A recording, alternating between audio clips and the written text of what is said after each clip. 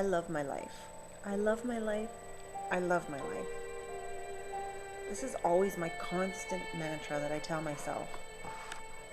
And then my husband died suddenly, and I was thrust into the grieving process. I am so fortunate because I had so many supporters and wonderful people helping me through this time. And a common quote that people would tell me is, "The reality is you will grieve forever. You will not get over the loss of the loved one. You will learn to live with it. You will heal, and you will rebuild yourself around the loss you have suffered. You will be whole again, but you will never be the same again. Nor should you be the same, nor should you want to be." By Elizabeth Kubler-Ross. This quote would trigger me. I hated it. I thought there is no way I can feel this way for the rest of my life. I put all my energy into healing and getting past this pain. But I started to understand more of what that saying meant. I could function. I began to go to work. I could spend time with my friends and family and enjoy myself. But there was always this undercurrent that I felt, like there was something missing. I could do things that were fun and made me happy, but they would layer on top of this loss, but never take away the loss. I began to realize I could live with this. I don't feel the same as before Robin died, but that's okay. I love him, and if I have to live with this for the rest of my life, I can do that. But I wanted to move on. I wanted to figure out what I was going to do with my life. Where am I going from here? So I got on a plane and headed to the Camino, an 800-kilometer pilgrimage from the border of France to Santiago in Spain. On my first step up the Pyrenees, I could feel the journey that I had expected I was going to take was not the journey I was taking. I was thrown instantly back into my experience of grieving, but I could feel it from a completely different angle, and I could feel that each encounter was a gift given to me at exactly the right time and the right place. I was given a different lesson every step and every day. Every encounter I was given, wow, the only words I could use to describe it would be magical. My greatest fear that with every encounter I had with another person and every step I took away led me further and further away from the life I had with Robin, a life full of laughter, love, and happiness. With each step, I cried, I got angry, I forgave. With each day, I had new lessons that were taught to me. I was walking this pilgrimage with other pilgrims, and we talked together, and I listened. I let our spirits intermingle on the path we were living together, each on our own journey, each with our own lessons. I laughed, I talked, I cried, and I listened.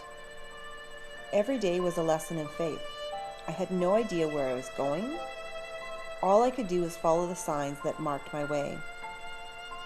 I had no idea who God was going to send to me and what lessons I was going to be taught.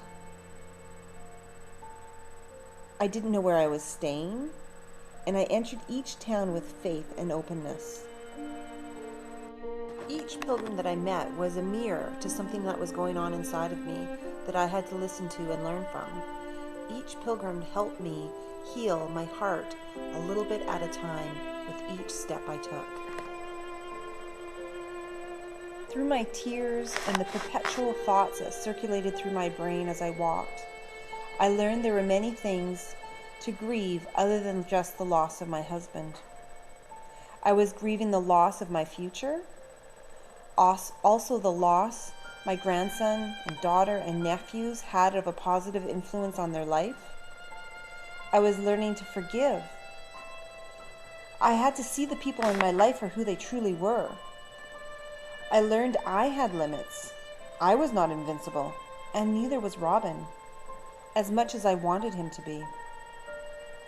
I could not do everything people wanted or needed me to be, and that everyone, including myself, has to take things at their own pace. Every step I took was life-changing.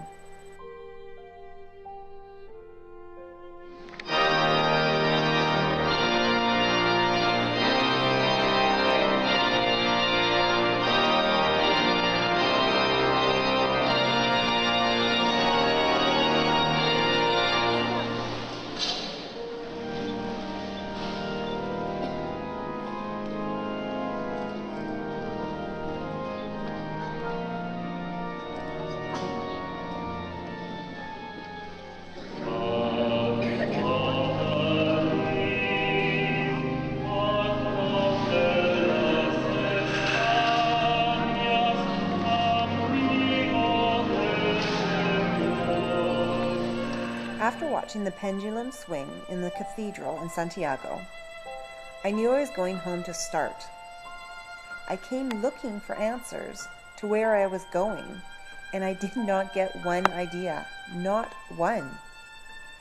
I learned that I can take each moment and each day as it comes, that if I relax and have faith, the signs will direct my path. There is no longer an undercurrent of pain running through my life. I came back from the Camino feeling like myself. When I feel happy, I just feel happy. There is nothing sugarcoating my pain anymore.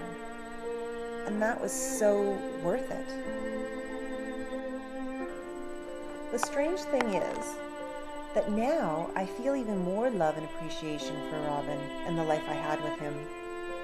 This process enabled me to be closer to him, love him more, and remember him with so much joy. I'm so fortunate I gave myself this time and space to take this emotional journey.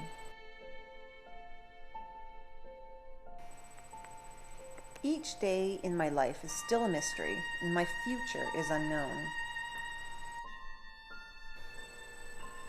I felt the need to record my journey of grief and recovery and my experience on the Camino. I would love to share my words with you if you so desire.